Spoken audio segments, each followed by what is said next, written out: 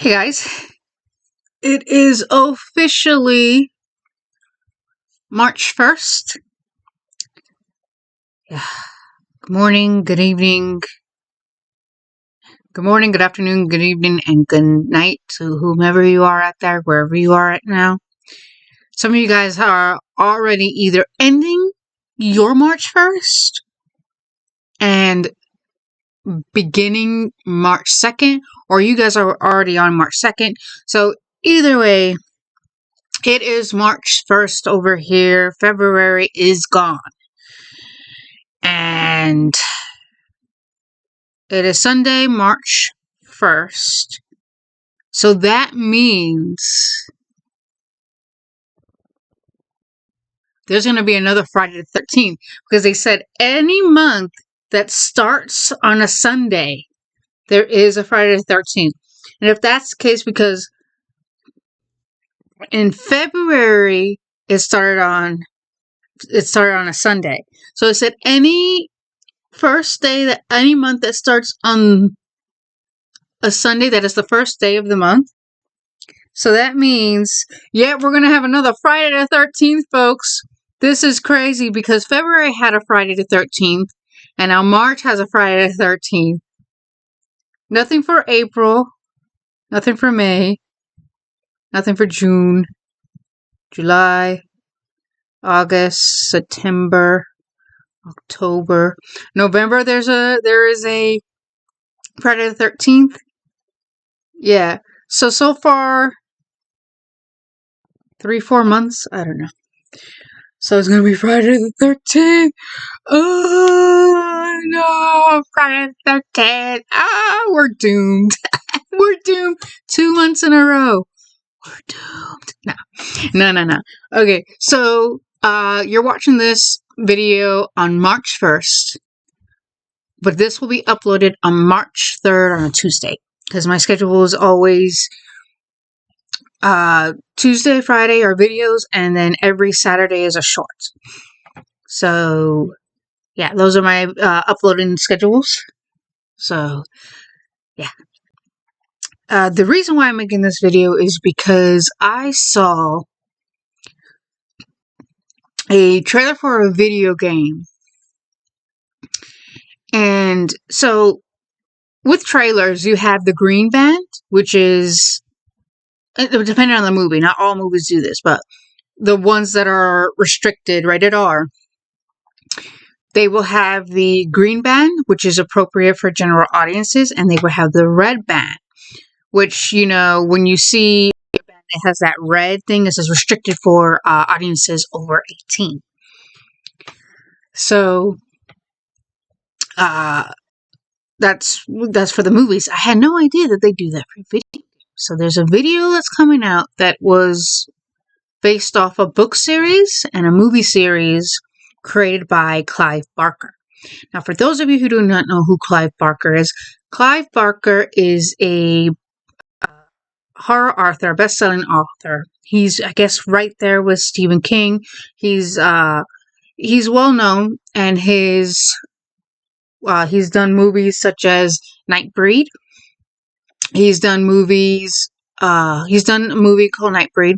He had another book called Dread that became an adaptation, a movie adaptation. And the book and the movie are very different. I actually saw them. I haven't read the book, but I have read. I've watched the movie. He also was the man behind the Midnight Meat Train, starring Bradley Cooper, and basically it's like reptile, creatures, yeah. Yeah, and they've been around for hundreds of years, and they're just, I guess it's a truce between them. I don't know. I watched the movie, and the movie was just like, really? It was just one of those things like, that doesn't make any sense. That's stupid. Okay. Clive Barker's story is for everyone. He has his own style. He has his own style. I'm just going to put it like that. But he's also well known for his Hellraiser series, both the book and the movie. So if you guys are horror fans, you know who Pinhead is. You know what Hellraiser is. Just about some, puzzle box that if you solve it, it brings Pinhead and his Cenobites, whatever you call it. Yeah, I don't know. I don't know how to pronounce it. I've watched bits and pieces of certain movies of the Hellraiser franchise, and they pretty much, from what I have seen, tell the whole story over and over again in each movie, and it's just like, I've already seen this movie. It's just like, it's very confusing. But it is Clive Barker, or at least I don't know who the video games developers are. They are doing Clive Barker's Hellraiser revival, and they had a red band trailer because I found this out on Instagram with someone I follow, and they had it in their story and goes, it was a bit too graphic, but it's cool, blah, blah, blah. I watched the trailer. I went onto its main website, and it actually says, are you 18 or are you not? If you are not, press no and leave. If you are. So I press yes. This video does not have the option to go forward or backwards. It actually makes you watch it in its entirety. If you were to leave it or press a button, it starts the video over and you can't fast forward to where it was. You can't even rewind it. You don't have those options. Second, it says it was graphic. I watched that trailer and there was nothing graphic about it. Yeah, you see someone get ripped apart, but you see that in PG-13 movies too. You do see it, I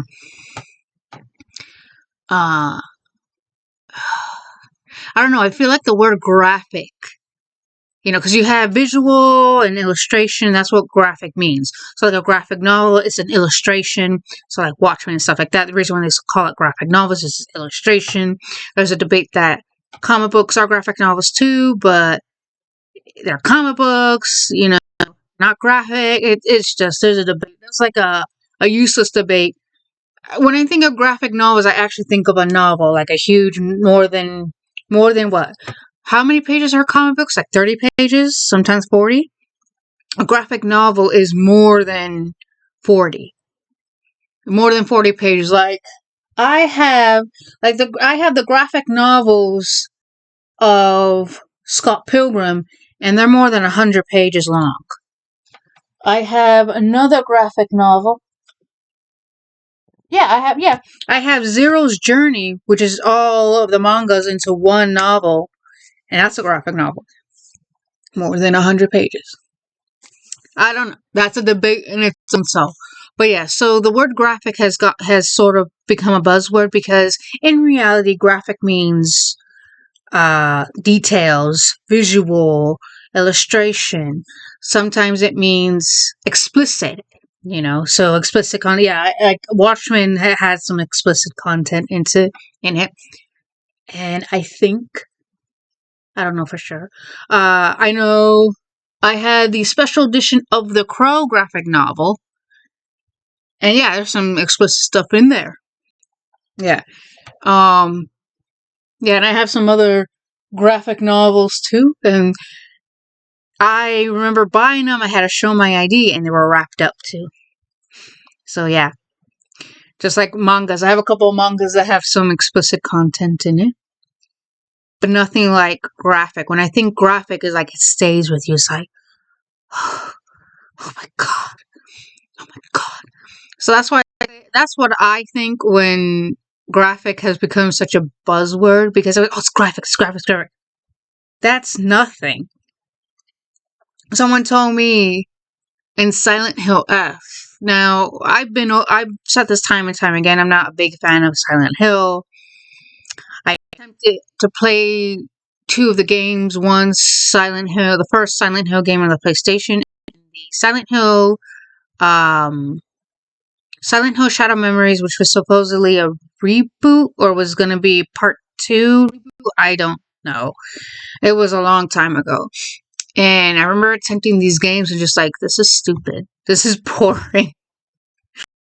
So I'm not a big fan of the Silent Hill franchise. I know of it. I know people who played it. I've heard of it. I know what's it about. I know certain facts about it. Like a lot of people say that the inspiration behind Silent Hill was a real life town in, I think, Virginia or Pennsylvania, where it is still to this day hazardous for people to live. Because the coal mining had collapsed and caused, because it was underneath the town, and it had collapsed. And when it cracked open the streets, a lot of toxic gas came out into the area, which is why no one can live there because it is hazardous to their health. People had to be evacuated and get the heck out of there. There has been some debate that that was the town that inspired it. But, oh my God. The gentleman who has developed Silent Hill has come out and said he never knew about that town. He only did evacuation of snow and fog. He didn't know anything about the town that collapsed. Some people call that town the real Silent Hill. But the gentleman said, the creator of the game says, I have never heard of that. I had no inspiration whatsoever of that town. I didn't even know about it.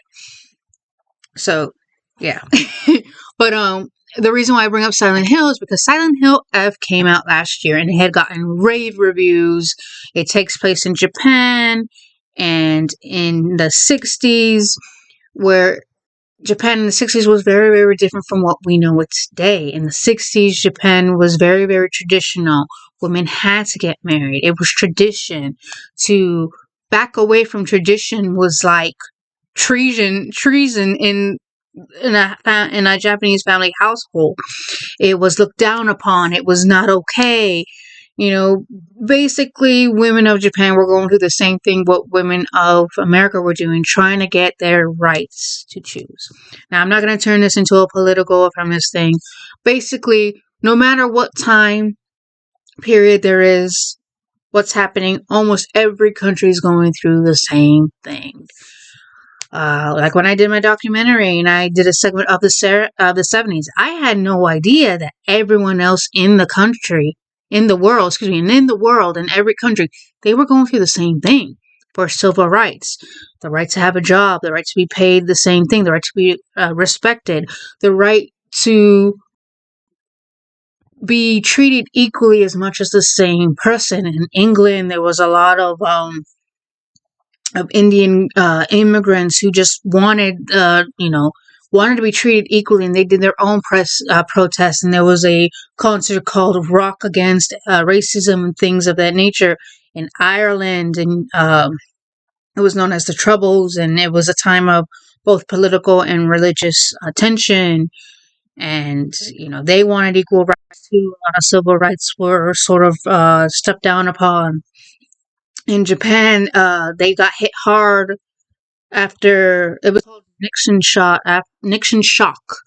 When the Nixon resigned, it hit Japan pretty hard, both economically. They got hit pretty hard. They were affected pretty good by it. But in Silent Hill F, it doesn't take place in Silent Hill. The phenomenon of Silent Hill has moved to Japan in the 60s, and you play Hideko. Was it? Silent Hill F. Let me look it up. Silent Hill F. You play Haniko. Okay, close. Haniko.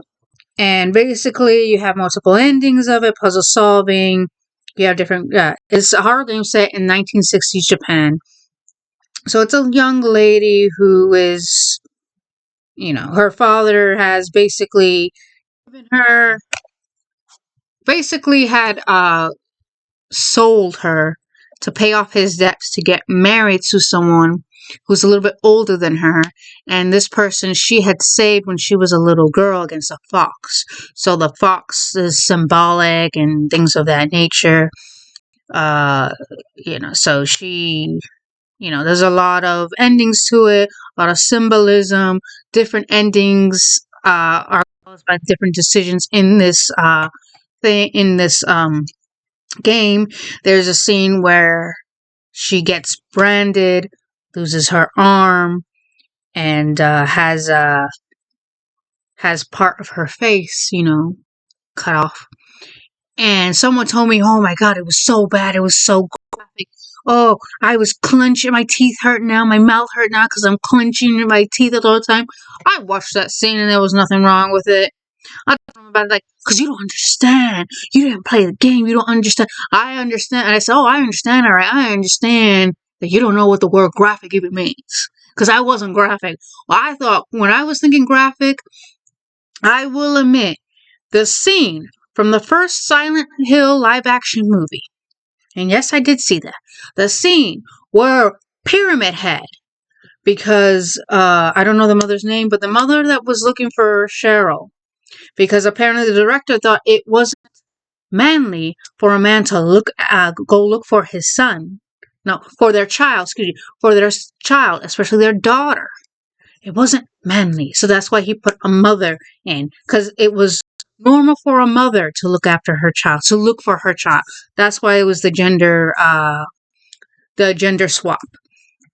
So that scene was graphic because Pyramid Head has a girl that Sybil and the mother, I don't know the mother's name, like I said, the mother of Cheryl, because they had, it was the sirens, and now it was the monsters were spawning and stuff like that, and they had to head to the church because these monsters can't go to the church. It is hollow ground. It is protected. No evil can touch it.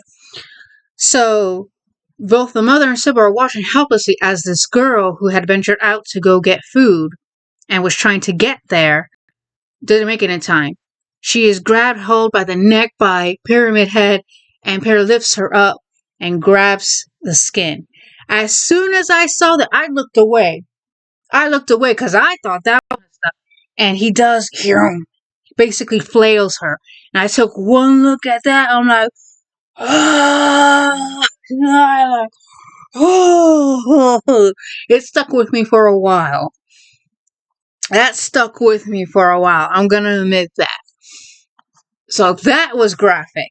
But the scene, again, they didn't even show you that you just see a little incision, but you don't see the rest. You see little blood droplets. You see her because it's painful and stuff like that, and then you see part of her skin in the thing in the part where in the box where the mask is, and they put the mask on. You get to see what she looks like with beforehand. If they would have seen what she looked like, then it would be like, dude, that's graphic. Graphic means you show everything. You show that's what graphic is. What's it called? You show everything. Yeah. That is why I say, to me, in my opinion, the word graphic has become a buzzword. Because, that's graphic. That's nothing. That is nothing. You're talking to a girl who saw RoboCop 2, and there's a scene where some guy gets 86, which you can tell is fake. But, yeah, he gets it in the eye. In the original first Terminator, where Arnold Schwarzenegger, his cyborgness, you could see the, you could tell it's fake, but it was still kind of like, whoa, that's messed up. I was a kid when I saw it. And you could see, like, yes, but it was just like, wow, you see, because he's doing maintenance on his face because he got, basically popped that. He got, like, popped in the face, I guess you could say. I don't know what it says, but, so his eye was damaged, and so he has to fix it, and, like, the prosthetic eye leaves, and then you see his cybernetic that was crazy. Even though it was fake, that was crazy. That was graphic. Yeah, and it still stays with me. Not because, like, oh my God. It was more like, wow. In the 80s, they were doing stuff. They knew they were breaking ground. Just like in the 70s with movies, they were breaking ground. And believe it or not, in that movie, James Cameron did a lot of guerrilla filmmaking because they had a budget, and a good amount of that budget would have went to the permits if they went through with it. So they were doing a lot of guerrilla filmmaking. So, yeah, and all the while, it became a well-known franchise, and it's still going. It's just like Scream, that's still going. Fast and the Furious, that's still growing. Someone told me if it makes money, they're going to keep on doing it until it doesn't make money anymore. Yeah, same thing with Transformers. They're going to keep on making money off it because they know they can make money off it. That's what it is. That's Hollywood. Nothing's original. Anyway. But yeah, it's become such a buzzword, it ain't even funny. Graphic. The word graphic has become a buzzword. It's crazy. It really is. This is where we come out. Oh, so I'm not gonna do it in this video because if I do it in this video, this video is gonna be a lot longer than what I usually do. I don't think I've ever done an hour-long video, let alone a 30-minute video. I don't know. Anyway, if you guys made it this far to hear my ramblings, good on ya, because I ramble a lot over the craziest stuff. But it is true. If you look up the word graphic, you know, it means visual, it means detail, actually explicit detail. And in the Hellraiser, I had to catch myself because I was about to say Resident Evil. And the Hellraiser, crap. In the Hellraiser trailer, it was like Outlast, the trailer for it. You know, you're going through and you're beating up the monsters and stuff. It was like Outlast or Resident Evil, alright. With the gore, you know, and stuff like that. I didn't see any explicit I didn't see anything like that. Maybe that's just me. Maybe because I grew up seeing that all kind of stuff that I've kind of gotten desensitized. Is that the word? Desensitized? I've gotten so used to it, just like, show me something new. Maybe that's why. Show me something new. Something original. Something that's not what we've already seen before. We've already seen slasher films. We've already seen this. We've already seen torture. Look at Saw. Now, Hostel and Saw, now that was graphic. And part 2, with the needle pit and Amanda Young, the character, gets thrown in it and she comes out and she's looking like a porcupine. That was like, and mind you, this is coming from someone who hates needles to begin with. What was it? What else? Oh, there was another scene. What was it? Oh, the scene in part 3, because Saw 3 and 4, they happen at the same time. So in Saw part 3, Jigsaw was telling one of the cops to save the guy from the second film, played by Donnie Wahlberg, to try to get him to save him, right? And there's a scene where apparently when he goes to the hotel, he is told, hey, the guy who is the receptionist manning the hotel front desk is a bad person. Hook him up to this contraption. And it's pulling his...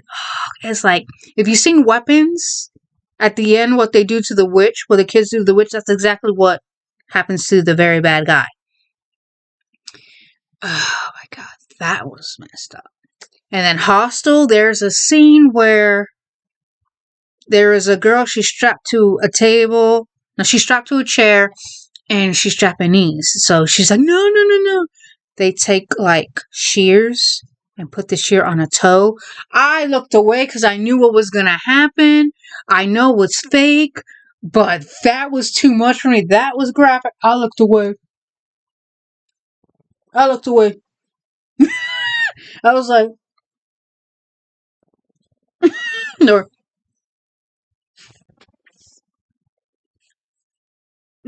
That was me. Now that was graphic. But I guess it depends on people. Maybe the word still has its meaning. I guess it just depends on people. That's, what kind of think of it. I think that's just it. It depends on people. Everyone has different opinions of what the word graphic is. I don't know.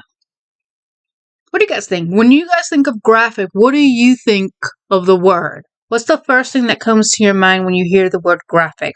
Or when someone tells you, dude, it's graphic, it's crazy, it's graphic. Let me know in the comment section what you guys think, because I think perhaps the word graphic has become such a buzzword. Then again, it's a word that has room for a reinterpretation. So maybe it depends on the person who's interpreting it. That could be it. Maybe it's not a buzzword. Maybe it's just there's so much room to reinterpret that single word that people have their own sort of like definition for it. Or maybe when they think of it, they have their own meaning. And everyone has the right to have an opinion on their own meaning. We're all human beings. We're all not really linked. Some will agree, some will disagree. So let me know in the comment section when you think of the word graphic or how the word is being used and goes, that's graphic. It's messed up. Let me know what you guys think. I'm open to hear other people's opinions on this matter.